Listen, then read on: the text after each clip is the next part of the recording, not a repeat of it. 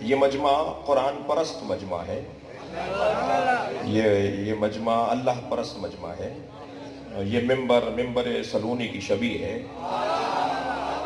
یہ ممبر علم پھیلانے کی جگہ ہے، یہ ممبر جو ہے وہ ہلکی بات کرنے کی جگہ نہیں ہے۔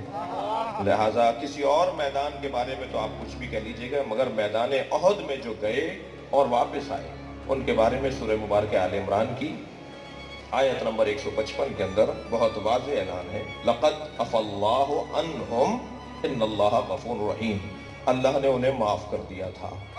تو اللہ جسے معاف کر دے امت کو اس پہ بات نہیں کرنی چاہیے۔ لہٰذا صحابہ کرام کی توہین، امہات المومنین کی توہین، خلفائے ثلاثہ کی توہین کرنا شرعاً حرام ہے۔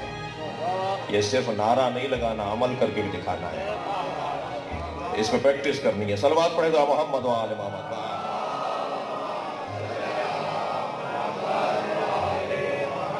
میں کسی فرد کو بچانے کے لیے کوشش نہیں کروں گا، مراد میری کسی بھی ذاکر یا کسی بھی خطیب کی، مجھے اپنی قوم کو بچانا ہے۔ اور بچانے سے مراد یہ ہے کہ جب یہ ہمارے فقہا نے فتویٰ دے دیا تو پھر ہم اس پہ عمل کریں گے۔